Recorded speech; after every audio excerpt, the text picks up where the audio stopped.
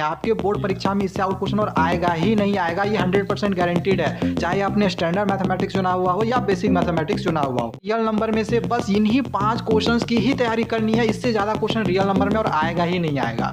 आपको सर्किल में बस ये क्वेश्चंस करके जाने हैं, इन्हीं में से इन 5 क्वेश्चंस में से आपका क्वेश्चन जो है वो मिल जाएगा। एक आपका ट्रिमेट्रिक ये जो टेबल दिया हुआ है, इससे तो 100% गारंटीड रख लो आएगा ही आएगा। तो ये टेबल जो है आपको एनी हाउ याद करना है।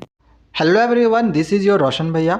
आपके 2024 बोर्ड एग्जामिनेशंस में क्लास 10 मैथमेटिक्स में सेम यही सब क्वेश्चंस आने वाले हैं जो अभी मैं आप लोग को देने जा रहा हूं। चैप्टर वाइज मैं आप लोग को सारे क्वेश्चन दे दूंगा, चाहे वो रियल नंबर हो, पॉलिनोमियल हो, लीनियर इक्वेशंस इन 2 वेरिएबल्स हो या फिर अदर चैप्टर्स हो। आप लोग क्या करना है, बस इन्हीं क्वेश्चन की तैयारी करके जानी है। आपके बोर्ड परीक्षा में इससे आउट क्वेश्चन और आएगा ही नहीं आएगा, ये 100% गारंटीड है। चाहे आपने स्टैंडर्ड मैथमेटिक्स चुना हुआ हो या बेसिक मैथमेटिक्स चुना हुआ हो।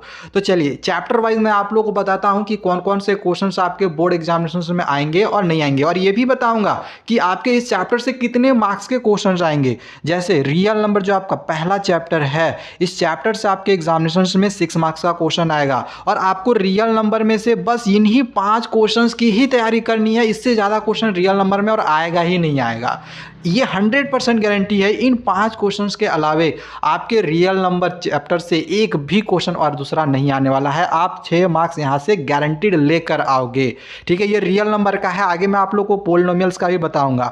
देखो पहला जो क्वेश्चन आता है वो यही आता है कि √2, √3 या फिर √5 ये एक इरेशनल नंबर है, इसको प्रूव करके दिखाओ। और भाई देखो ये जो क्वेश्चन है ना, ये आपका 3 मार्क्स में पूछा जाता है, तो आपको कम से कम मेहनत करके आप यहाँ से ज़्यादा मार्क्स जो है ऑब्टेन कर सकते हो। आपको बस इन 3 क्वेश्चंस की तैयारी करनी है। तीनों क्वेश्चंस का जो बनाने का जो तरीका है वो एक जैसा है। अगर आपने एक क्वेश्चंस की तैयारी कर ली तो बाकी क्वेश्चंस इजीली आप कर लोगे। बिल्कुल इसी प्रकार से आगे का यहाँ पे आप जो क्वेश्चन देख रहे हो कि प्रूव दैट 5 - √3 या फिर 3 + 2 √5 या फिर 6 + √2 ये एक इरेशनल नंबर है। इसमें से तीनों में से एक क्वेश्चन आपका आएगा ही आएगा, ये भी आपका 2 मार्क्स में पूछा जाएगा। तो आपको ये दोनों क्वेश्चन एनी हाउ करना है। मुझे नहीं पता आप कैसे करोगे, बट आपको करना है, ये दोनों क्वेश्चंस करके जाना है, क्योंकि ये एग्जामिनेशन में आएगा ही आएगा, ये गारंटीड है, ठीक है। ये 3 मार्क्स में आएगा, ये 2 मार्क्स में आएगा। और एक जो क्वेश्चन आपका रहेगा ना वो MCQ में रहेगा, और वो क्वेश्चन आपका देखो मैं यहाँ पे 3 और 4 ये 2 में से एक क्वेश्चन आपका जो है MCQ में से गारंटीड जो है वो मिल जाएगा, जिसमें हो सकता है x का वैल्यू दिया हुआ हो, ए का वैल्यू कुछ दिया हुआ हो, या फिर एक्स वाई दोनों का वैल्यू दिया हुआ हो। अब 2 वैल्यू दिया हुआ रहेगा, बोलेगा कि या तो इसका HCF निकालो या फिर इसका LCM निकालो। तो LCM और HCF निकालने के लिए एक क्वेश्चन आपका दिया जाता है MCQ में। या फिर एक जो आपका क्वेश्चन रहता है ना, वो या तो कंपोजिट नंबर या फिर प्राइम नंबर, इस तरह से रिलेटेड आपका इसमें मतलब कंपोजिट नंबर, प्राइम नंबर का LCM HCF निकालने करके जो है एक क्वेश्चन रहता है। तो एक क्वेश्चन आपका जो है कंपोजिट प्राइम नंबर से रहेगा, तो आपको थोड़ा सा ना रियल नंबर पढ़ के थोड़ा जाना है, कंपोजिट नंबर क्या होता है, प्राइम नंबर क्या होता है, इवेंट नंबर क्या होता है, ये सब थोड़ा आपको समझ कर जाना है। बेसिक चीज़ें हैं, ये चीज़ आपको पता होगा, आप बचपन से ये सब सारी चीज़ें पढ़ते हुए आ रहे होगे। तो यहाँ से 1 से 4 नंबर तक में, क्वेश्चन नंबर 1 से लेके 4 तक में, यहाँ से आपका जो गारंटी क्वेश्चन है 6 मार्क्स का वो मिल जाएगा। अगर किसी कारणवश इनमें से कोई एक क्वेश्चन आपका छूटता है ना, तो आपका 5 नंबर वाला क्वेश्चन जो है परीक्षा में आ जाएगा, क्योंकि यही एक इकलौता क्वेश्चन है रियल नंबर का जो बिल्कुल अलग टाइप में बनता है। बाकी सारे क्वेश्चंस एक जैसे बनते हैं, आप करके आ जाओगे, इसमें ज़्यादा सिलेबस नहीं है, ठीक है। रियल नंबर कंप्लीट हो गया। रियल नंबर में बस आपको यही करना है, इससे ज़्यादा क्वेश्चन आपका नहीं आएगा। अब रहा सवाल कि सर इसके आंसर्स को हम कैसे करें। देखो आप क्वेश्चंस को नेट पे सर्च करोगे, गूगल पे सर्च करोगे, आपको आंसर मिल जाएगा। फिर भी अगर नहीं सर्च कर पा रहे हो, नहीं आंसर आप ला पा रहे हो, कमेंट करना। मैं इसके लिए जो है चैप्टर वाइज इसी तरह से जो इंपॉर्टेंट क्वेश्चन जो अभी मैं आप लोग करवाना हो ना, ये मैं आपको चैप्टर वाइज करवा दूंगा, ठीक है। चलो आगे का चैप्टर जो है वो आप लोगों को मैं बताता हूँ। एक चीज़ और, यहाँ पे जो आप लोग को ये जो दिख रहा है ना, ये फॉर्मूला है। हो सकता है कि आपको बोल दे कि LCM निकालो या HCF निकालो, या फिर एक नंबर दिया हुआ है दूसरा नंबर निकालो, तो इसके लिए आप ये वाला फॉर्मूला याद कर लेना, ये भी काम का है, ठीक है। MCQ में ये क्वेश्चन भी आपका इस फॉर्मूला से रिलेटेड आ सकता है। चलो आगे का मैं आपको यहाँ पे अगला जो चैप्टर है पोलिनोमियल्स। अब पोलिनोमियल में भी देखो यहाँ पे जो क्वेश्चन दिखाई दे रहा है ना, बस यही सब क्वेश्चन करना है। इससे आउट क्वेश्चन आपका और पोलिनोमियल से आएगा ही नहीं। बस 5 क्वेश्चन आप करके चले जाओ ये पोलिनोमियल से, आपको इससे ज़्यादा करना ही नहीं है।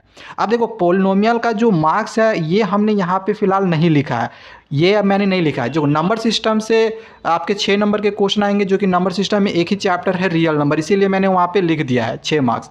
लेकिन पोलिनोमियल जो है ये अलजेब्रा के अंडर में आता है, और अलजेब्रा में टोटल 4 चैप्टर्स आते हैं। अब चारों चैप्टर से मिला के आपके एग्जामिनेशन में 20 नंबर का क्वेश्चन आएगा, ठीक है। तो ये देख लेना कि ये चारों चैप्टर आपको कैसे तैयारी करनी है। जैसे पोलिनोमियल्स एक है, तो पोलिनोमियल में जो क्वेश्चन आएगा ये मैं आपको फिलहाल यहाँ पे बता दे रहा हूँ। पोलिनोमियल में एक जो आपका क्वेश्चन रहेगा वो आपको जीरोज निकालने के लिए दिया हुआ रहेगा किसी क्वाड्रेटिक पोलिनोमियल का। क्वाड्रेटिक पोलिनोमियल ही आएगा, क्यूबिक पोलिनोमियल नहीं आएगा, क्योंकि क्यूबिक पोलिनोमियल आपके सिलेबस में है ही नहीं, ठीक है। क्यूबिक पोलिनोमियल नहीं आएगा। क्वाड्रेटिक पोलिनोमियल का आपको जीरोज निकाल के सीख के जाना है, फैक्टराइजेशन मेथड वाला, ठीक है। आसान है, ये आपने सीखा हुआ भी होगा। नहीं आएगा कमेंट करना, मैं किसी वीडियो में आपको ये समझाऊंगा। एक जो आपका क्वेश्चन रहता है उसमें क्वाड्रेटिक पोलिनोमियल आपको बनाने के लिए दिया जा सकता है, ठीक है, जिसमें हो सकता है आपको सम ऑफ जीरोज दिया हुआ हो, या तो प्रोडक्ट ऑफ जीरोज दिया हुआ हो, या फिर जीरोज दिया हुआ हो, और उसको लेके बोलेगा कि एक क्वाड्रेटिक पोलिनोमियल बनाओ। तो ये आपका 2 मार्क्स में पूछा जाता है। ये 1 या 2 में से कोई एक क्वेश्चन आपका आएगा, ये 2 मार्क्स में आएगा। और ये जो आपका क्वेश्चन नंबर 3 है, एक क्वेश्चन आपका ग्राफ में पूछा जाता है MCQ में। अब बोल देगा कि इसमें नंबर ऑफ जीरोज बताओ, तो भाई करना क्या है, यहाँ पे हम गिनते हैं कि एक्स एक्सिस में कितने जगह पे जो लाइन है वो इंटरसेक्ट किया हुआ है। जैसे 1 2 3 4 5 6 जगह इंटरसेक्ट किया। नंबर ऑफ जीरोज कितना हो गया, 6 हो गया। बहुत ही आसान क्वेश्चन है, एक नंबर आपको सोच लो यहाँ पे फ्री में दिया जाता है, ठीक है। एक जो आपका क्वेश्चन MCQ में आ सकता है वो ग्राफ से ही रिलेटेड आ सकता है कि अगर ए का वैल्यू बड़ा हो तो ये ग्राफ कैसा बनेगा, अपवार्ड बनेगा, डाउनवर्ड्स बनेगा, लेफ्ट की तरफ बनेगा, राइट की तरफ बनेगा। तो इसके लिए बस रूल आप याद कर लेना कि अगर ए का वैल्यू बड़ा हो 0 से तो अपवार्ड्स बनता है, मतलब जो ग्राफ बनता है वो ऊपर की ओर ऐसे बनेगा। और अगर ए का वैल्यू 0 से छोटा हो यानी कि नेगेटिव में हो तो जो ग्राफ बनेगा ना वो ऐसे बनेगा, ठीक है, मतलब नीचे बनेगा डाउनवर्ड्स की तरफ। बस ये वाला रूल जो है वो ग्राफ के लिए थोड़ा सा याद कर लेना। चलो आगे मैं आपको बताता हूँ आगे कौन से क्वेश्चन आ सकते हैं। एक क्वेश्चन ये भी आता है कि आप के का वैल्यू फाइंड करो। जैसे आपको बोल देगा कि find the value of k such that the polynomial इतना has sum of its zeros equal to half to its product. इस टाइप का एक क्वेश्चन आता है, ठीक है, इसको कर लेना। या फिर एक क्वेश्चन आपका इस तरह से भी आ सकता है, sum of zeros product of zeros से रिलेटेड एक क्वेश्चन पूछा जाता है। ये क्वेश्चन जो आपका रहेगा ना ये आएगा 3 मार्क्स में आएगा। तो ये दोनों क्वेश्चंस की तैयारी कर लेना। बस ये 5 क्वेश्चन करके जो आपके परीक्षा में यही आएगा, इससे ज़्यादा क्वेश्चन आपका परीक्षा में और आएगा ही नहीं आएगा पोलिनोमियल में, ठीक है। चलो आगे मैं बढ़ता हूँ और आगे मैं जो भी लीनियर इक्वेशंस के जो इंपॉर्टेंट क्वेश्चन है वो आप लोगों को बताता हूँ। अब देखो लीनियर इक्वेशन में क्या आता है। क्वेश्चन आप यहाँ पे देख रहे हो, क्वेश्चन आपको जो यहाँ पे दिखाई दे रहा है लीनियर इक्वेशन में सेम यही आएगा। इससे आउट क्वेश्चन भी आपका लीनियर इक्वेशन में नहीं जाने वाला है। जैसे एक क्वेश्चन आपका रह सकता है कंसिस्टेंट और इनकंसिस्टेंट पता करो, कौन सा कंसिस्टेंट है कौन सा या फिर इनकंसिस्टेंट है, इस तरह कोई क्वेश्चन आता है।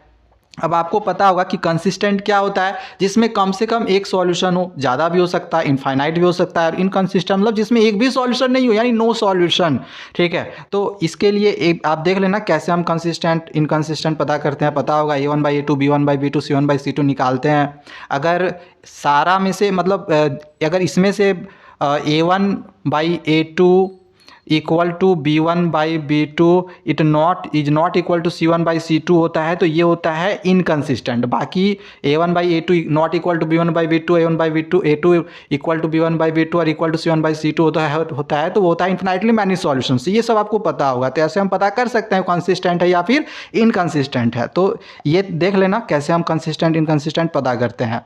चलो इसके बाद अगला जो क्वेश्चन है इसमें हमें पूछा गया है कि किसमें इंटरसेक्ट एट ए पॉइंट, एक जगह इंटरसेक्ट किया है, पैरेलल है या फिर कोइंसिडेंट है, ग्राफ से रिलेटेड है। एक ही जगह पे इंटरसेक्ट पॉइंट है, मतलब एक ही जगह पे पॉइंट पे इंटरसेक्ट किया यानी कि ये यूनिक सॉल्यूशन होगा। पैरेलल है, पैरेलल यानी कि नो सॉल्यूशंस, और कोइंसिडेंट है यानी कि इनफाइनाइटली मैनी सॉल्यूशंस। इसमें भी वही केस है, A1/A2 B1/B2 C1/C2 निकाल के देखना है। अब देखो मैं ना आपको यहाँ पे चार्ट ही दिखा दे रहा हूँ डायरेक्ट, आपको मैं यहाँ पे डायरेक्ट जो है ये वाला जो चार्ट है वो दिखा रहा हूँ। अगर आपने इस चार्ट को याद कर लिया, a1/a2 not equal to b1/b2 होता है, तो इंटरसेक्टिंग एट ए पॉइंट होता है, एक जगह इंटरसेक्ट करता है या फिर इसका एग्जैक्टली एक ही सॉल्यूशन निकलता है, इसको हम यूनिक सॉल्यूशन कहते हैं। ये वाला चार्ट अगर आपने याद कर लिया ना, आपका एक क्वेश्चन जो है 1 से 2 क्वेश्चन मैं कर सकता हूँ, इसमें गारंटीड आपका कंफर्म रखा हुआ है। ठीक है, तो ये वाला चार्ट अच्छे से जरूर याद करना, टेबल जो है। अच्छा, एक जो आपका क्वेश्चन रह सकता है वो x और y का वैल्यू फाइंड करने के लिए दिया हुआ जा सकता है, जिसमें हो सकता है बोल दे कि एलिमिनेशन मेथड से या सब्स्टिट्यूशन मेथड से x और y का वैल्यू फाइंड करो। तो ये तो बात हो गई। अब देखो यहाँ से एक क्वेश्चन जो है आपका वर्ड प्रॉब्लम में आएगा। अब बच्चे यहीं पे फंसते हैं वर्ड प्रॉब्लम के क्वेश्चंस में।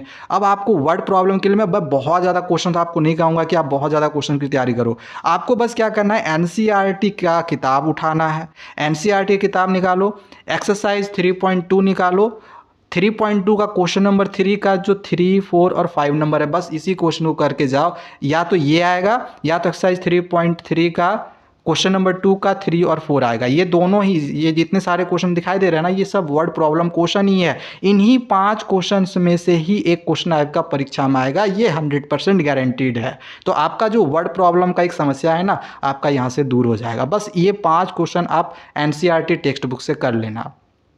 देखो ये जो है नई वाली एनसीईआरटी बुक का मैंने बोला हुआ है, एक पुरानी एनसीईआरटी वाली बुक भी है मैथमेटिक्स की, वो नहीं करना। 2024 के लिए जो नई एनसीईआरटी बुक है ना, उसके अनुसार जो एक्सरसाइज 3.2 है, 3.3 है, उसको ध्यान में रखना। समझ में आ गया होगा। चलो अब आगे का जो चैप्टर है उसका मैं जो इंपॉर्टेंट क्वेश्चन है वो बताता हूँ। नेक्स्ट चैप्टर हम लोग का आता है क्वाड्रेटिक इक्वेशन, जो कि ये भी अलजेब्रा का ही चैप्टर है। अब इसमें एक क्वेश्चन ये भाई 100% गारंटीड मान के चलो कि के का जो वैल्यू है वो फाइंड करने के लिए आता है, जिसमें बोल देगा कि रूट्स जो है वो इक्वल है, जैसे इसमें इक्वल रूट्स के लिए बोल दिया है। अब इक्वल रूट्स के लिए हमको क्या करना पड़ता है, नेचर ऑफ द रूट्स आपको याद रखना चाहिए, जो कि हमने फॉर्मूला यहाँ पे लिख दिया है नेचर ऑफ द रूट्स का। अगर d 0 से बड़ा हो तो रूट्स जो होता है रियल और अनइक्वल होता है, यानी कि डिस्टिंक्ट होता है। अगर d का वैल्यू 0 आ जाए तो रियल और इक्वल रहेगा, अगर d का वैल्यू 0 से कम आ जाए तो नो रियल रूट्स रहेगा। अब सर d का फॉर्मूला क्या होता है, तो d का फॉर्मूला बच्चों होता है b² - 4ac, यही फॉर्मूला आता है, वो निकाल लो। अगर d का वैल्यू 0 से बड़ा आ जाए तो चलो रियल और अनइक्वल है, बराबर आ जाए तो रियल और इक्वल है। अब क्वेश्चन में जैसे ये वाला 1 नंबर में यहाँ पे बोल दिया था कि जो रूट्स है वो रियल और इक्वल है, 2 इक्वल रूट्स है, इक्वल रूट्स है यानी कि d का वैल्यू बराबर 0 हो जाएगा। अब d का फॉर्मूला यहाँ पे पुट कर दो, b² - 4ac, सॉल्व कर लो, k का वैल्यू फाइंड कर लो, इजीली बन जाएगा। दिक्कत होगा बोलना, मैं किसी दूसरे वीडियो में इसका सॉल्यूशन भी बता दूंगा। बस मैं आपको क्वेश्चन दे रहा हूँ कि आपको एनी हाउ ये क्वेश्चन करके जाना है। मुझे नहीं पता आप कैसे करोगे, ठीक है, बट आपको करना है। चलो अब आगे का क्वेश्चन मैं आप लोग को यहाँ पे दिखाता हूँ। अब जैसे एक क्वेश्चन यहाँ पे फिर से हमें k का वैल्यू फाइंड करने के लिए बोला गया, इसमें एक रूट जो है वो दिया हुआ है, अगला रूट निकालना है। कैसे निकालेंगे सर, बहुत सिंपल है, ये वाला रूट x के जगह पे पुट कर दो, k का वैल्यू फाइंड हो जाएगा। अगला क्वेश्चन फिर पूछा गया है कि इसमें find the nature of the roots. अब हमें यहाँ पे देखो नेचर ऑफ द रूट्स निकालने के लिए बोला गया है। Nature of the roots sir कैसे फाइंड करेंगे, बहुत ही सिंपल है। नेचर ऑफ द रूट्स के लिए हम लोग क्या करना पड़ेगा, पहले d निकालना पड़ेगा। देखेंगे d 0 से बड़ा आ रहा है, छोटा आ रहा है, इक्वल आ रहा है, क्या हो रहा है, उसके बाद नेचर ऑफ द रूट्स हम लिख देंगे, जो भी आएगा जैसा भी रहेगा d का वैल्यू। ठीक है, ये सब क्वेश्चन करके जाना है, मुझे नहीं पता कैसे करोगे बट आपको करना है। और एक जो क्वेश्चन आपका आता है क्वाड्रेटिक इक्वेशन में, वो एक वर्ड प्रॉब्लम भी रहता है या फिर इससे एक केस स्टडी बेस्ड भी क्वेश्चन आता है। तो इसके लिए क्या करना है, वर्ड प्रॉब्लम के लिए आपको ये वाला क्वेश्चन का तैयारी करके जाना है। ये क्वेश्चन भी आपके परीक्षा में आएगा, ये कई सालों ने में जो है CBSE ने पूछा है, बार बार क्वेश्चन पूछा हुआ है, ये आपके एग्जामिनेशन में आएगा ही आएगा। एक क्वेश्चन इसको भी कर लेना कि अगर ये इक्वल रूट्स है तो इसमें प्रूफ करके दिखाओ, ये आएगा। इक्वल रूट्स के लिए वही d का वैल्यू 0 कर दो, b² - 4ac का यहाँ पे वैल्यू डाल के सॉल्व कर लो, आ जाएगा ये वाला। ठीक है, इतना तो करना ही है। इसके साथ ही साथ ना आपको एनसीईआरटी टेक्स्ट बुक उठानी है और आपको एक्सरसाइज 4.1 निकालना है, क्वेश्चन नंबर 2 का 2 और 4 करना है। ये आपका वर्ड प्रॉब्लम है, यहाँ से हो सकता है ये नहीं आया तो ये दोनों में से आपका आ जाएगा, 3 में से एक पक्का आएगा। इसी तरह से एक्सरसाइज 4.2 में से ये सब सारे आपको क्वेश्चन कर लेने हैं। बस इतना ही क्वेश्चन कर लो, आपके क्वाड्रेटिक इक्वेशन में यहीं से आएगा, इससे ज़्यादा क्वेश्चन आपका क्वाड्रेटिक इक्वेशन से और नहीं आने वाला है। ठीक है, चलो अब एक अलजेब्रा का लास्ट चैप्टर हम लोग का बचा है अलजेब्रा का, वो है अर्थमेटिक प्रोग्रेशंस। अब देखो ये जो चारों चैप्टर अभी हमने आप लोग को बोले ना शुरू से, पोलिनोमियल्स, देन उसके बाद था लीनियर इक्वेशंस, फिर था क्वाड्रेटिक इक्वेशन, अर्थमेटिक प्रोग्रेशन, चारों से मिला के 20 नंबर का क्वेश्चन आएगा। ठीक है, अब अर्थमेटिक प्रोग्रेशंस के लिए भाई देखो इसमें जो है आपको फॉर्मूला याद करना पड़ेगा। ये थोड़ा सा क्या होता है ना कि प्रैक्टिस मांगता है। इस चैप्टर में आपको रिवीजन करना होता है, इसके क्वेश्चंस को बनाने होते हैं, क्योंकि इसमें क्वेश्चन थोड़ा सा ज़्यादा है। इसमें थोड़ा क्वेश्चन आपको ज़्यादा है, आपको थोड़ा सा इसमें प्रैक्टिस मांगता है। तो आपको क्या करना है, जो फॉर्मूला यहाँ पे दिखाई दे रहा है nth term of an AP का, ये वाला फॉर्मूला याद करना है, an = a + n - 1 × d। अगर बोल दे कि लास्ट से nth टर्म निकालो या फिर 11th टर्म निकालो, 10th टर्म निकालो, तो इसके लिए लास्ट टर्म से निकालने के लिए बोलेगा तो हम लोग ये वाला फॉर्मूला यूज़ करेंगे, an = l - n - 1 × d। अगर बोलेगा सम ऑफ n टर्म्स निकालो, n टर्म्स मतलब n के जगह पे कोई वैल्यू दे देगा, सम ऑफ 14 टर्म्स निकालो, ठीक है, सम ऑफ फर्स्ट 14 टर्म्स निकालो। तो सम के लिए हम लोग ये वाला फॉर्मूला यूज़ करेंगे। सम का एक और फॉर्मूला होता है, ये भी होता है अगर लास्ट टर्म गिवन दिया हुआ हो तो। इससे क्या होगा कि आपका कैलकुलेशन ईजिली बन जाएगा लास्ट टर्म को अगर आप लेकर बनाते हो तो ये जो अर्थमेटिक प्रोग्रेशंस का यही फॉर्मूला है। एक फॉर्मूला और है जो कि आगे मैंने यहाँ पे लिखा हुआ है, आगे मैं आप लोग को ये बताऊँगा। तो पहले तो आपको ये फॉर्मूला याद करना है। और ये वाला क्वेश्चन भाई VBI क्वेश्चन है, मतलब मोस्ट इंपॉर्टेंट क्वेश्चन, वो भी 5 मार्क्स में। ये गारंटी आएगा, या तो 5 मार्क्स में आए, नहीं आए तो 3 मार्क्स में तो आना ही आना है। तो ये क्वेश्चन तो एनी हाउ करना है, आपको छोड़ना ही नहीं है इस क्वेश्चन को, ठीक है, इसको करके जाना। और ये जो क्वेश्चन है इस फॉर्मूला से बनेगा, ठीक है। हम लोग nth टर्म निकालने के लिए इस फॉर्मूला का भी यूज़ करते हैं, Sn - Sn - 1। इस फॉर्मूला से आप इस क्वेश्चन को इजीली बना सकते हो। ये बस एक क्वेश्चन मैं आपको दे रहा हूँ AP से एडिशनल। बाकी NCERT का टेक्स्ट बुक उठाओ और यहाँ पे जो एक्सरसाइज आपको दिखाई दे रहा है 5.2 का क्वेश्चन नंबर 4 से के बाद 4, 6, 7, 10, 11, 13 जो यहाँ पे दिखाई दे रहा है, बस ये सारे क्वेश्चन कर लो। और एक्सरसाइज 5.3 का 2 और क्वेश्चन नंबर 3 का जितने पार्ट्स होंगे, जितने क्वेश्चंस होंगे, सारे क्वेश्चंस को और ये सब सारे क्वेश्चंस कर लो। अभी मैंने आप लोगों को बोला है कि ये थोड़ा सा ना आपको प्रैक्टिस मांगता है, इस वजह से इसमें मैं थोड़ा सा आपको ज़्यादा क्वेश्चंस दे रहा हूँ। इससे पहले आपको मैंने कम क्वेश्चन दिए, आपको मैं इसमें ज़्यादा क्वेश्चन दे रहा हूँ क्योंकि इसमें थोड़ा सा प्रैक्टिस मांगता है। अगर आप चाहते हो अच्छा मार्क्स लाओ, थोड़ा सा क्वेश्चन को बनाना भी पड़ेगा, बट इतना क्वेश्चन कर लियो बस, इससे ज़्यादा और आपका आएगा ही नहीं आएगा, ठीक है। आना ही है, इससे ज़्यादा और कुछ आएगा ही नहीं। चलो नेक्स्ट अगला जो चैप्टर हम लोग का आता है ट्रायंगल्स, जो कि ये ज्योमेट्री का एक पार्ट है। ज्योमेट्री में ट्रायंगल्स, सर्कल्स, ये 2 चैप्टर हैं, ठीक है। अब देखो ज्योमेट्री में ये जो ट्रायंगल चैप्टर है, इसमें से एक प्रूफ वाला क्वेश्चन तो भाई आना ही आना है। और प्रूफ वाला एक ही थ्योरम ही है, इकलौता थ्योरम है, थेल्स थ्योरम, जिसे हम BPT थ्योरम कहते हैं, बेसिक प्रोपोर्शनलिटी थ्योरम। और यही एग्जामिनेशन में आता है और आएगा ही आएगा, ये गारंटी है 100%। आप मान के चलो थेल्स थ्योरम के एग्जामिनेशन में छपा हुआ है, ठीक है। या तो लिख देगा state and proof Thales theorem, या तो आपको ये वाला स्टेटमेंट दिया हुआ रहेगा, आपको जो स्टेटमेंट दिया हुआ रहेगा आपको प्रूफ करना होगा, ठीक है। और स्टेटमेंट नहीं दिया हुआ हो, सिर्फ लिखा हुआ होगा state and proof Thales theorem, तो आपको स्टेटमेंट लिखना पड़ेगा। अब थेल्स थ्योरम जहाँ पे BPT थ्योरम भी लिख सकता है, state and proof BPT theorem, confuse मत होना, ठीक है। तो ये वाला थ्योरम का प्रूफ देख लेना, अच्छे से समझ के जाना।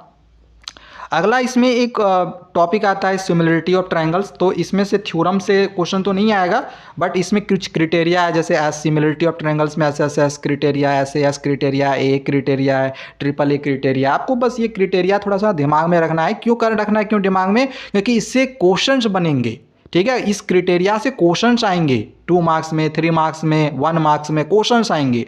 अब क्वेश्चन कौन सा आएंगे सर, तो NCERT टेक्स्ट बुक उठाओ, मतलब NCERT टेक्स्ट बुक उठाओ और ये वाला एक्सरसाइज 6.2 निकालो, ये सब सारे क्वेश्चंस कर लो। एक्सरसाइज 6.3 निकालो, ये सब सारे क्वेश्चन आएंगे, कर लो, यही क्वेश्चन आएगा। इससे ज़्यादा क्वेश्चन आपका ट्रायंगल से और नहीं आने वाला है।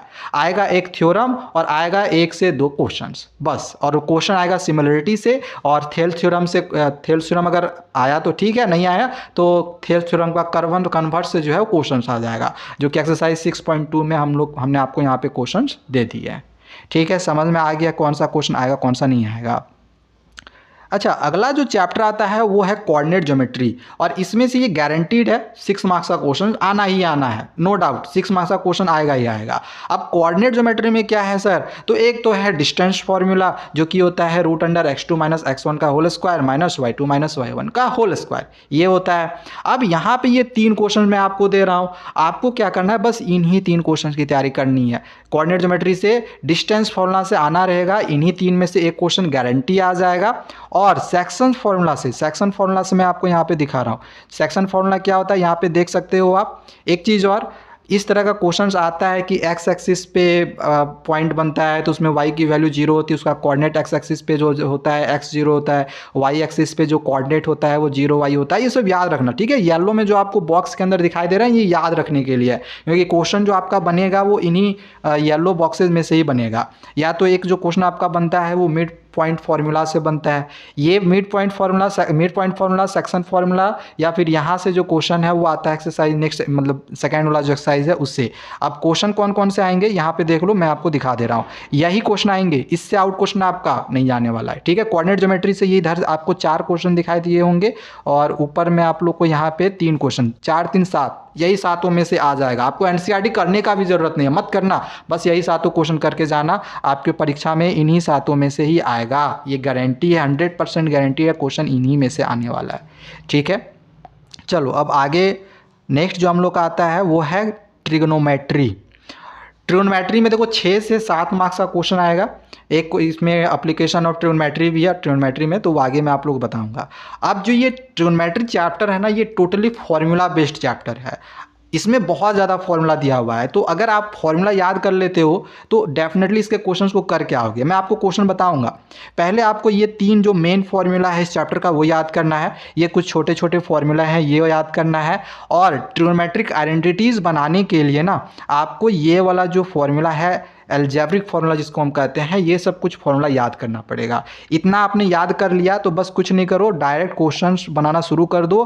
क्वेश्चंस क्या क्या आएगा, तो ये सब सारे क्वेश्चंस आएंगे, इससे ज़्यादा क्वेश्चन भी आपका ट्रिग्नोमेट्री में नहीं आने वाला है, ठीक है। एक तो ये क्वेश्चन आ सकता है, ये भी क्वेश्चन आ सकता है, एक आपका ट्रिग्नोमेट्रिक ये जो टेबल दिया हुआ है इससे तो 100% गारंटीड रख लो आएगा ही आएगा। तो ये टेबल जो है आपको एनी हाउ याद करना है, ये मुझे नहीं पता कैसे याद करोगे बट करना है तो करना है। जैसे इस तरह से इवेलुएट करके क्वेश्चन दिया हुआ रहेगा, अब sin 30 का हमको वैल्यू लिखना है, कैसे लिखेंगे भाई, टेबल याद रखना चाहिए कि sin 30 का होता है 1/2, तब ना यहाँ पे हम 1/2 लिखेंगे और सॉल्व करके हम आंसर लाएंगे। तो पहले तो टेबल को याद करो, इससे क्वेश्चन आएगा ही आएगा। और एक जो है 1 मार्क्स में या 2 मार्क्स में इस तरह का शॉर्ट क्वेश्चन जो है पूछा जा सकता है, ठीक है। तो ये ओवरऑल इस तरह के क्वेश्चन आएंगे। एनसीईआरटी टेक्स्ट बुक का अगर हम बात करें, देखो ट्रिग्नोमेट्रिक आइडेंटिटीज़ के लिए मैं यहाँ पे खास करके आप लोगों को बता रहा हूँ। ट्रिग्नोमेट्रिक आइडेंटिटीज़ का क्वेश्चन आपने ऊपर में देखा होगा कि मैंने नहीं दिया हुआ है, क्यों नहीं दिया हुआ है, क्योंकि ट्रिग्नोमेट्रिक आइडेंटिटीज़ के जो क्वेश्चन रहेंगे वो आपके एनसीईआरटी टेक्स्ट बुक से रहेगा। एक्सरसाइज 8.3 का क्वेश्चन नंबर 4 का 1 से 10 टोटल 10 क्वेश्चन है ट्रिग्नोमेट्रिक आइडेंटिटीज़ के, आपको वो 10 क्वेश्चन करके जाने हैं। मैं 100% गारंटी लिख के दे रहा हूँ, ठीक है, लिख के दे रहा हूँ कि उन्हीं 10 में से एक क्वेश्चन या 2 क्वेश्चन आपके परीक्षा में रहेगा ही रहेगा। तो आपको क्या करना है, एनसीईआरटी टेक्स्ट बुक उठाना है, ट्रिग्नोमेट्रिक आइडेंटिटीज़ के क्वेश्चन को करना है। हालांकि हमने समझाया है, अगर किसी को समझना होगा तो कमेंट करना, मैं डिस्क्रिप्शन पे उसका लिंक दे दूंगा, जाके आप लोग देख सकते हो, ठीक है। तो ये हम लोग का ट्रिग्नोमेट्री जो है ये ख़त्म हो गया। अगला आता है सम एप्लीकेशंस ऑफ ट्रिग्नोमेट्री। अब सम एप्लीकेशंस ऑफ ट्रिग्नोमेट्री में हमें तो फिलहाल यहाँ पे ट्रायंगल नहीं बना हुआ है, इस ट्रायंगल को थोड़ा सा देख लो। ये होता है परपेंडिकुलर, या 90 डिग्री ले लेते हैं, 90 डिग्री सामने वाला होता है हाइपोटेनियस, और ये हो गया बेस। अब देखो इसमें आपको ये कुछ बेसिक फॉर्मूले हैं, जैसे साइन थीटा का p/h होता है, कॉस थीटा का b/h होता है, और टेन थीटा का p/b होता है। और इन्हीं फॉर्मूला से ही आपका जो है क्वेश्चंस बनता है trigonometric some applications of trigonometry में, यानी हाइट एंड डिस्टेंस से, इन्हीं फॉर्मूला से ही क्वेश्चंस बनेगा आपका। और क्वेश्चंस जो रहता है आपको मैं यहाँ पे आगे और दिखा दे रहा हूँ, angle of elevation, angle of depression, इससे क्वेश्चन रहेगा। और ये दोनों इक्वल ही होता है भाई, चाहे एंगल ऑफ एलिवेशन हो, एंगल ऑफ डिप्रेशन हो, जो भी एंगल हो तो इक्वल ही होता है, एंगल ऑफ एलिवेशन बराबर होता है एंगल ऑफ डिप्रेशन के।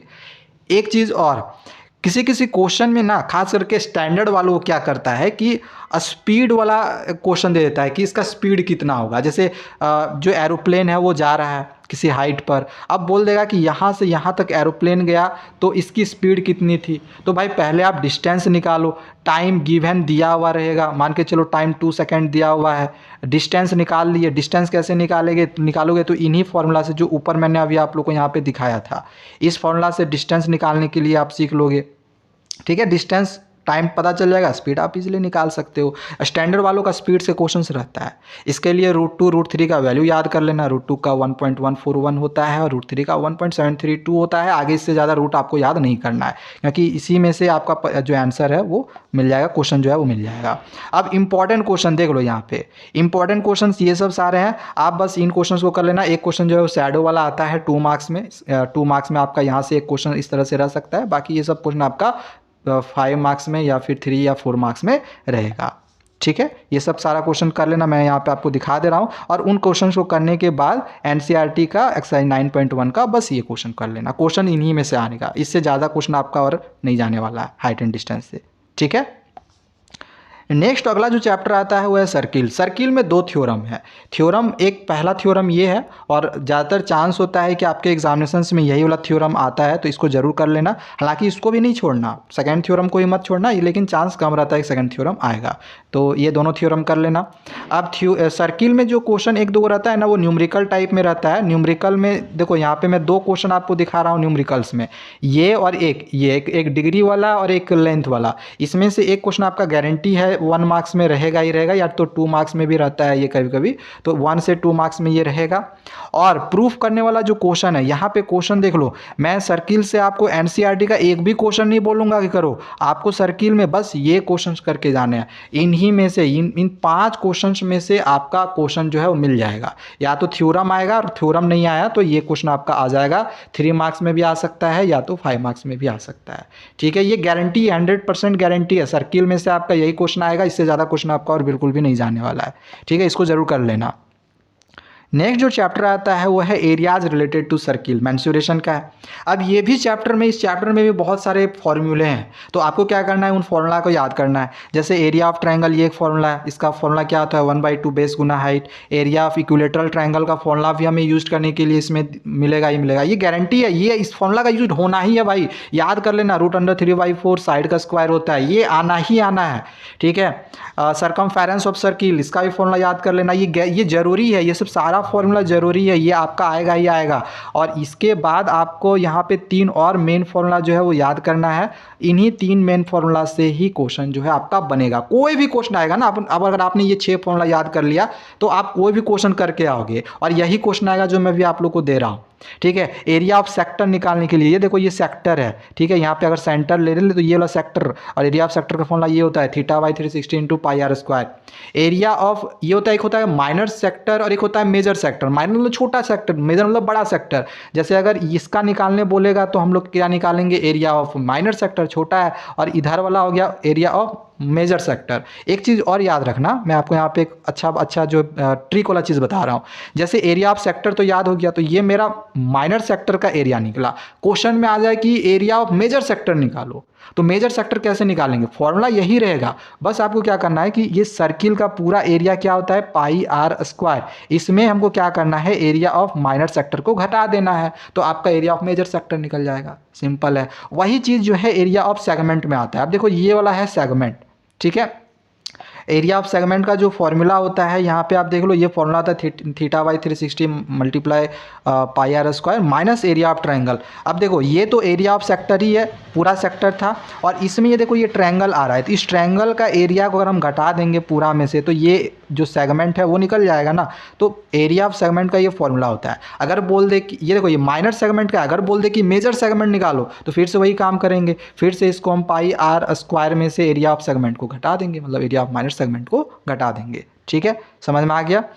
और एक जो क्वेश्चन आपका रहता है वो लेंथ ऑफ आर्क निकालने के लिए रहता है। जैसे यहाँ पे आर्क इसको बोला जाता है, ठीक है, तो इसके लिए फॉर्मूला ये होता है θ/360 × 2πr। ये फॉर्मूला आपको याद करना है। ये क्वेश्चन मतलब 100% है, आना ही आना है, नहीं आने का कोई सवाल ही नहीं उठता है। इसलिए जो छोड़ेगा वो पछताएगा, मैं पहले कह रहा हूँ, इसको बिल्कुल भी मत छोड़ना, ये करके जाना, ये फॉर्मूला ये आना ही आना है, no doubt.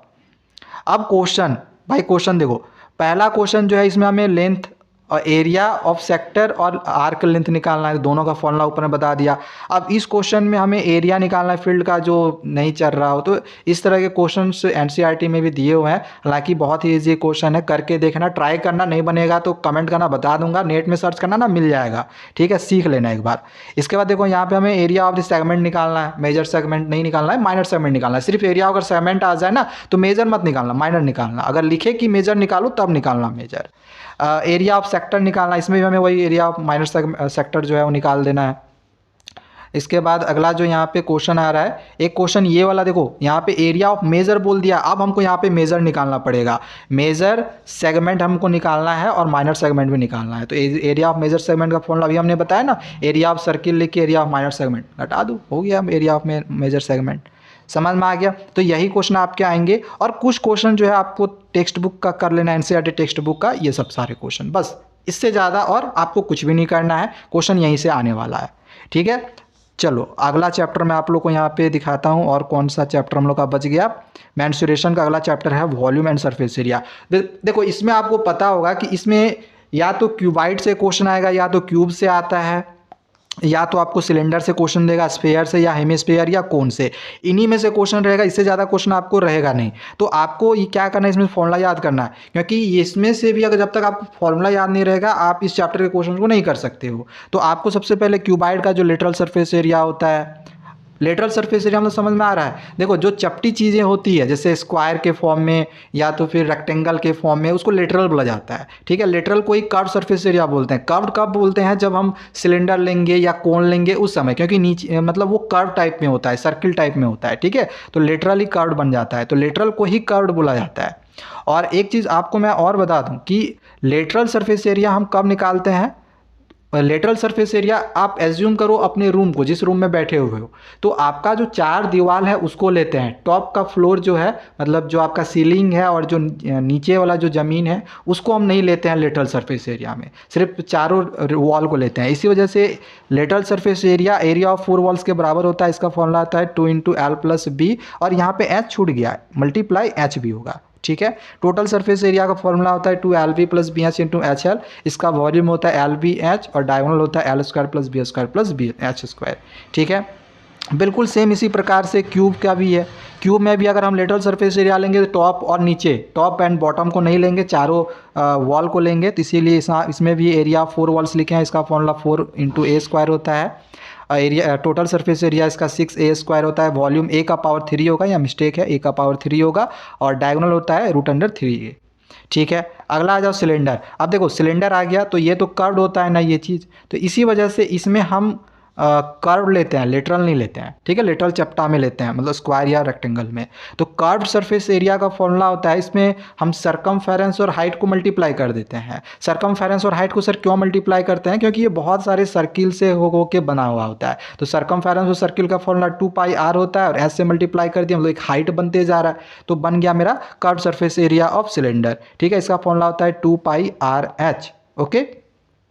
Then total surface area का फॉर्मूला होता है, देखो टोटल सरफेस एरिया में क्या करेंगे हम इस टोटल कर्व्ड सरफेस एरिया में हमने आप लोग क्या बताया था कि टॉप को नहीं लेना है और नीचे का नहीं लेना है। तो अभी जो ये कर्व्ड सरफेस एरिया है वो यहाँ से यहाँ तक का निकाले थे, ठीक है। अब हम टोटल सरफेस एरिया में क्या करेंगे, टॉप और बॉटम को भी मिला देंगे। तो टॉप और बॉटम इसका अगर हम एरिया निकालेंगे सर्किल का तो πr² होगा, इसका भी πr² होगा, तो 2πr² हो गया। तो हम क्या करेंगे, ये जो मेरा कर्व सरफेस एरिया आया था इसमें हम 2πr² प्लस कर दिए, तो बस ये मेरा जो total surface area of cylinder का फॉर्मूला है वो बन गया। बिल्कुल इसी प्रकार से वॉल्यूम का फॉर्मूला क्या होता है, area of the base multiply height. Area of the base इसका फॉर्मूला क्या होता है, एरिया का πr², और हाइट हो गया h, यानी कि वॉल्यूम ऑफ सिलेंडर का फॉर्मूला होता है πr²h, ठीक है। ये हो गया सिलेंडर।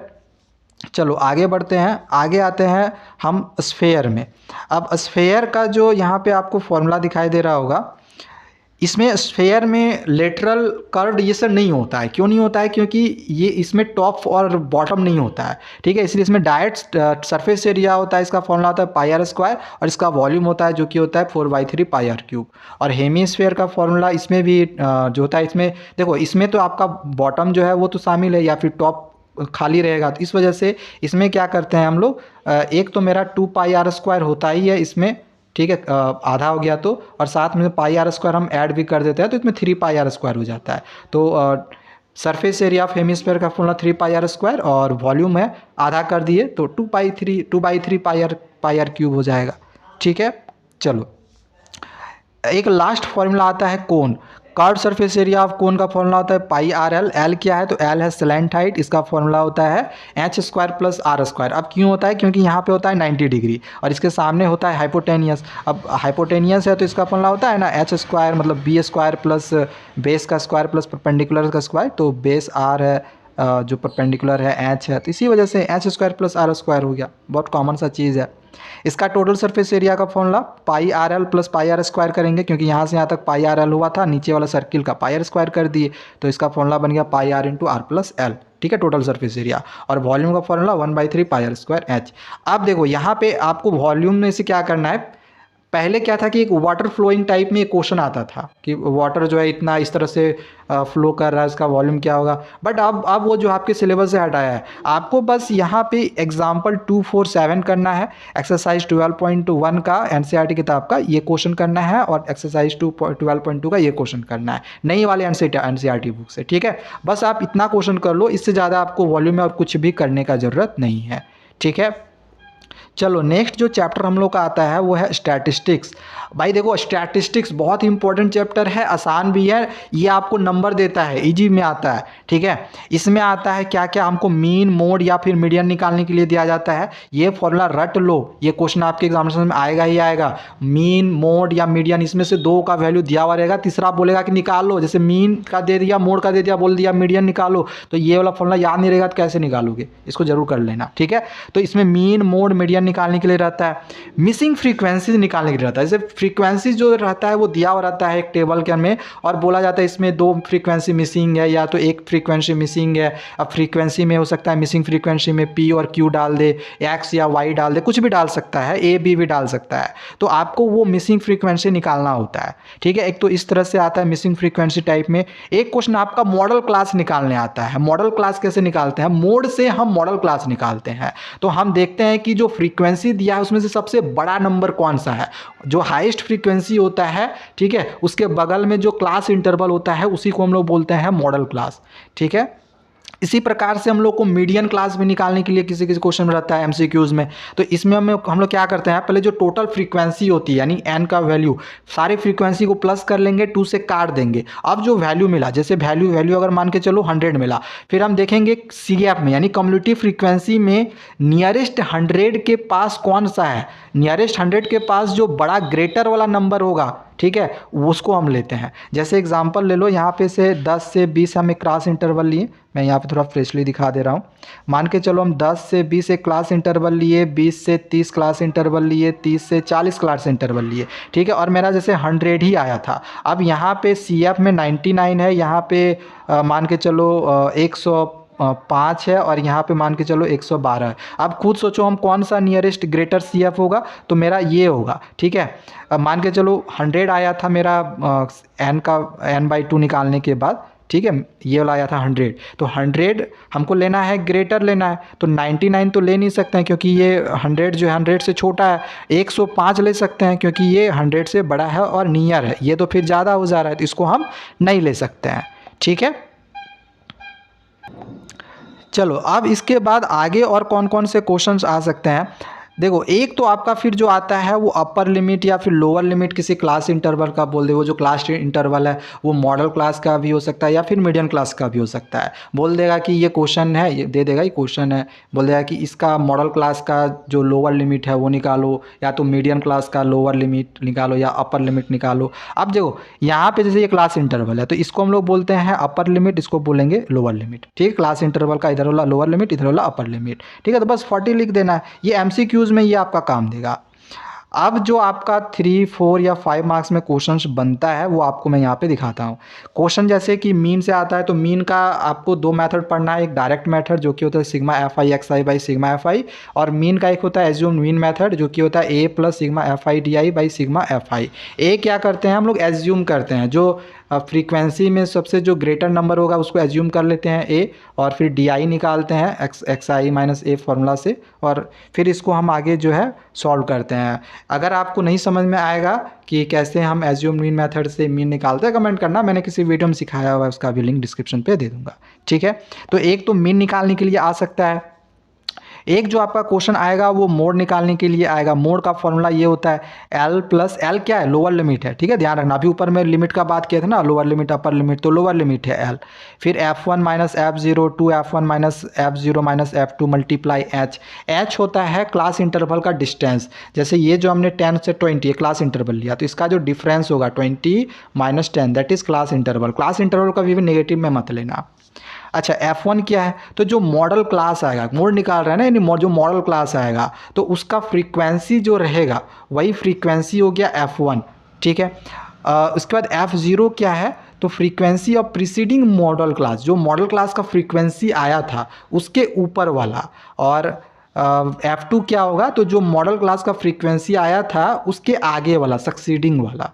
ठीक है, इस तरह के क्वेश्चन को जब बनाओगे तो आपको समझ में आ जाएगा। क्वेश्चन बनाना ना मोड वाला, आपको समझ में आ जाएगा। क्वेश्चन में आपको बता रहा हूँ कि कौन कौन से आएंगे, ये आएगा मीन मोड मीडियन, यही फॉर्मूला आपको यूज करना पड़ेगा। इन्हीं फॉर्मूला का यूज करके आप बनाओगे। ठीक है, आपको ये करना ही करना है anyhow. And then last है मीडियन। मीडियन निकालने के लिए फॉर्मूला होता है L plus N by two minus C F by F multiply H. अब इसमें L N by two C F क्या है, ये सब मैंने यहाँ पे लिख दिया है। क्वेश्चन बनाओगे आपको अच्छे से क्लियर होगा। ठीक है, मॉडल क्लास के लिए तो हमने बता ही दिया था आपको कैसे, मीडियन क्लास के लिए सॉरी, कैसे आप पता कर सकते हो ऊपर में ही। ठीक है, अब आपको कौन से क्वेश्चन करने आपको बता रहा हूँ। एनसीईआरटी का बुक निकालना, आपको कुछ मत करना, कुछ मत करना, बस यही क्वेश्चन करना, आपके यही क्वेश्चन आने वाला है, इससे ज़्यादा नहीं आएगा। ठीक है, एक्सरसाइज 13.1 का क्वेश्चन नंबर 2 बना लेना जिसमें मीन निकालने के लिए बोला गया है, और एक क्वेश्चन नंबर 3 निकाल लेना जिसमें हमें मिसिंग फ्रीक्वेंसी निकालने के लिए बोला गया है। मीन को लेकर ये क्वेश्चन है, उसमें मिसिंग फ्रीक्वेंसी निकालना। ठीक है, यही दोनों में से आ जाएगा, या तो मीन निकालने आएगा या तो मिसिंग फ्रीक्वेंसी निकालने आएगा। इसी प्रकार से 13.2 निकालना, उसमें आपको मोड निकालने के लिए दिया हुआ रहेगा। 2 और 6 में से क्वेश्चन आपका गारंटी है कि आ जाएगा, और अगर वो नहीं आता है भी है ना, तो मोड निकालने के लिए सीख कर जाते हो तो आप क्वेश्चन करके आ जाओगे। ठीक है, और एक्सरसाइज 13.3 में से भी जो क्वेश्चन नंबर 2 है वो भी मिसिंग फ्रीक्वेंसी टाइप में क्वेश्चन है। और यहाँ पे देखो क्वेश्चन नंबर जो 3 आएगा और 4, क्वेश्चन नंबर 3 में एक बिलो या फिर लेस देन या फिर ग्रेटर देन इस टाइप वाला एक क्वेश्चन आता है। तो आपके एनसीईआरटी बुक में बिलो वाला तो है, तो एक बिलो वाला क्वेश्चन कर लेना, बाकी ग्रेटर देन वाला इस तरह का क्वेश्चन एक दो क्वेश्चन जो है एडिशनल में आपको आगे प्रैक्टिस करवा दूंगा, उसको कर लेना। फिलहाल मुझे नहीं लगता आफ्टर वाला आएगा या फिर दूसरा आएगा। आपको क्या करना है, एनसीईआरटी का यही कर लेना है, बिलो वाला ही क्वेश्चन करके जाना है। जो क्वेश्चन नंबर 3 है इसको जरूर कर लेना, इसको बिल्कुल मत छोड़ना।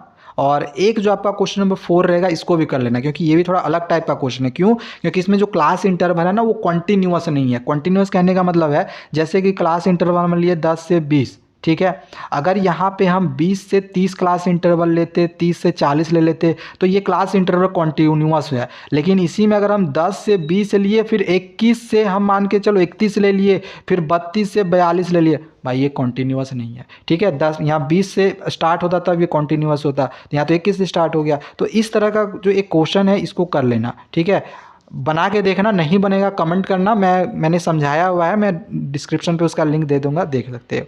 ठीक है, एनसीईआरटी का एक्सरसाइज 13.3 का ये क्वेश्चन जरूर कर लेना, और एक एग्जांपल नंबर 8 को कर लेना, ये भी मिसिंग फ्रीक्वेंसी से ही रिलेटेड क्वेश्चन दिया हुआ है। ठीक है, इतना कर लिए तो इससे ज़्यादा क्वेश्चन और आपका कुछ भी नहीं आएगा। ठीक है, कुछ भी नहीं आने वाला है। चलो अब आगे एक लास्ट चैप्टर हम लोग का बच गया प्रोबेबिलिटी। प्रोबेबिलिटी से कौन कौन से क्वेश्चन आएंगे सर, बहुत ही आसान चैप्टर है, इजी में है, इजीली करके आ जाओगे। यहाँ पे जो आपको दिखाई दे रहा है ना, यही से क्वेश्चन आएगा प्रोबेबिलिटी से, इससे ज़्यादा क्वेश्चन और कुछ भी नहीं आने वाला है। एक क्वेश्चन आपका 52 प्लेइंग कार्ड से रहेगा, जिसमें सोचता है हो सकता है ज़्यादातर जो क्वेश्चन जो दिया जाता है वो फेस कार्ड से रहता है। फेस कार्ड कौन कौन से है सर, तो किंग, क्वीन और जैक। और आपको इतना पता होगा कि जितने भी कार्ड्स होते हैं सारे 4-4 होते हैं, तो किंग 4, क्वीन 4, जैक 4, टोटल कितने हो गए, 4 3 जा 12। तो 3 फेस कार्ड होते हैं, मतलब 3 तरह का फेस कार्ड होता है, टोटल कार्ड्स होते हैं फेस कार्ड के 12 फेस कार्ड्स होते हैं।